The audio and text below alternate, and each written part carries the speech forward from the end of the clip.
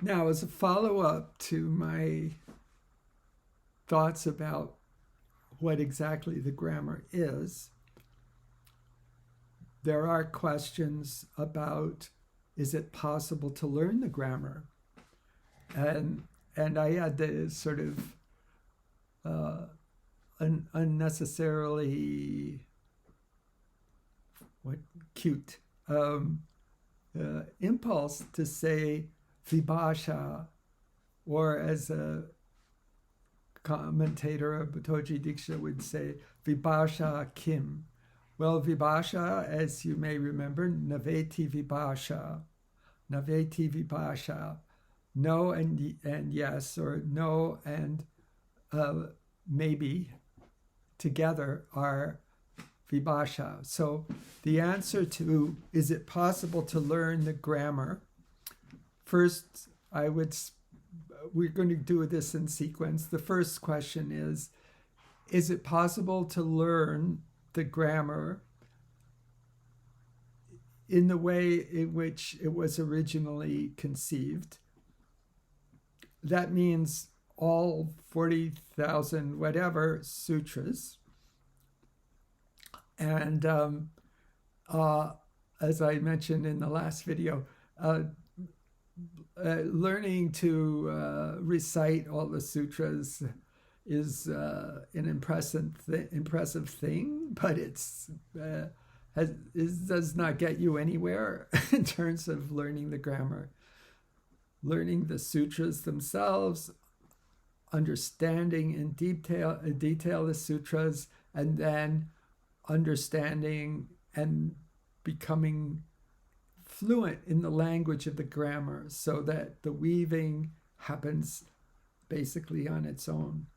Now, because so that is, I would say, impractical, and I would agree with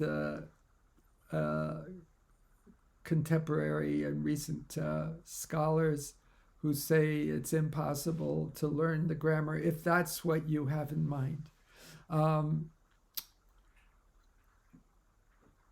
Plus, there's another even more powerful reason from my point of view, and this is not something I've seen shared exactly in these terms, but from my way of thinking, the grammar died twice between the time of Panini and the time of Patanjali. It died. The grammar of Panini was gone. It died. It was no more by the time of Patanjali, which in my mind is maybe the underlying impetus for Mahabhashya. What do I mean it died? It did. So if we look at two sutras, which we have discussed before, Upadeshe Janunasika It 132 and 1311, Swaritena Adhikaraha. Okay, Upadeshe Janunasika It. The definition of it, which is obviously a fundamental device in the grammar, starting with the Akshara Samamnaya, there would be no Akshara Samamnaya without it and without the other sutras which generate Pratyahara and so on. The original sutra, the foundation of it, is Upadeshe Janunasika It. Upadeshe Janunasika It. Upadeshe Ach Anunasika It. So Anunasika Ach is an Ach, a vowel. Anunasika, Mukhanasika Vachanonunasikaha, one of our first Sannyas sutras. A nasally pronounced vowel occurring in an Upadesha. Well, Upadesha is kind of vague for us now. Shastri gave me a a definition which I've never been able to find the origin for. Upadeshe Janunasaka Edatu Sutragana Unadi Vakilinganu Shasanam Agama Purtaya Deshaha Upadesha Pakirtitaha. Well, it does not much matter. We know that sutras are Upadeshas, so that's not the problem. The problem is that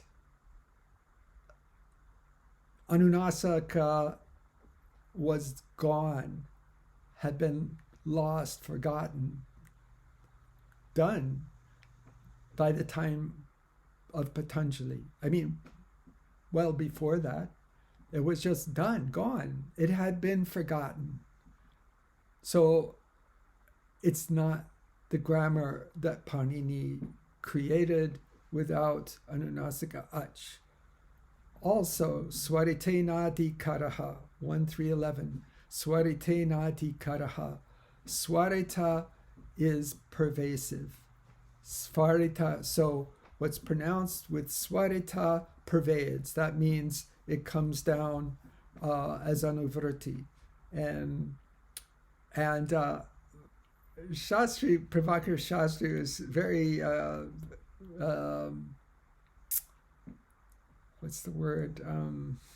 Diplomatic when he talked about this, and he said that the students the students forgot what was Svarita, which I think is very, very kind. Regardless of how you frame it, but at some point the students had forgotten, and as a result there were no more teachers, and Svarita was lost. And that's just that in a sense, the word that comes to my mind is that he eviscerates the grammar. And what commentators since Potoci and so on have always come up with is that, okay, well, that's not a problem because we just go with what the people who know stuff say. But no, I say for that very concrete reason, the grammar cannot be learned as it was by Panini because it is no longer exactly what, it was no longer what Panini said. And the reason that that is a frame of reference for our other approach, you know, how hard is it to do? Well, it's very hard to learn all of them. In fact, it was more or less impossible. It was more or less impossible. Maybe, maybe for some period of time, 100 years or whatever, for some period of time, maybe enough amazing grammarians, rishis, and so on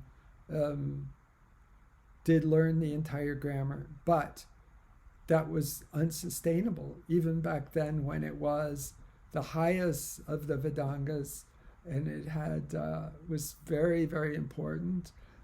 People could remember the Vedas, but they remembered the sutras, but not Svarita and not Anunasaka Ach. So I'm now on board, and I used to get cranky about this. I'm on board with the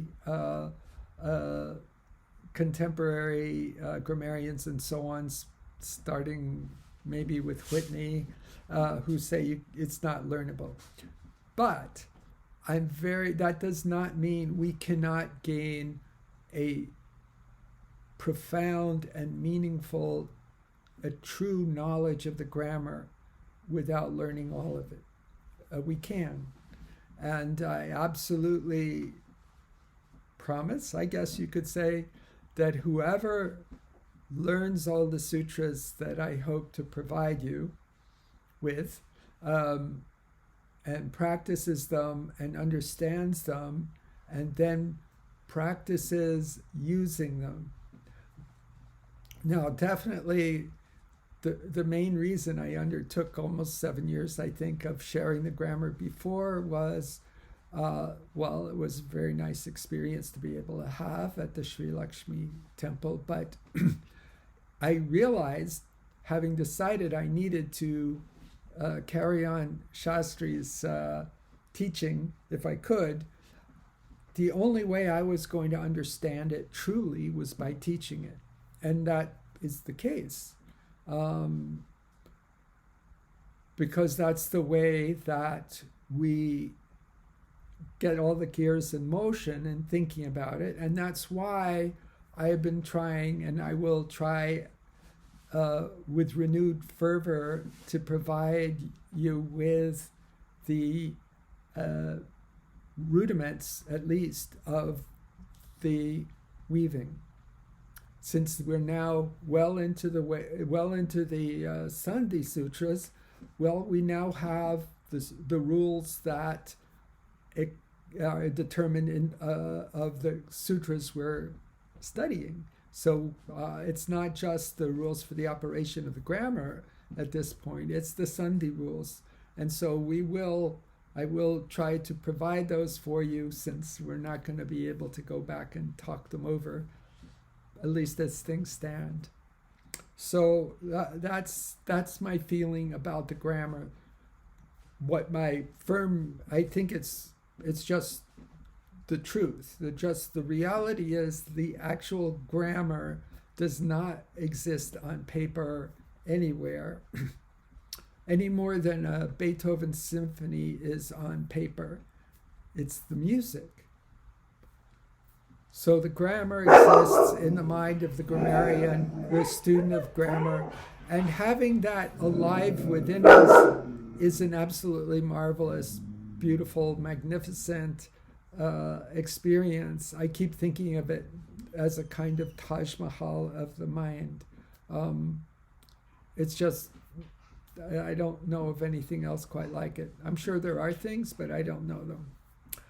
So that's it for now.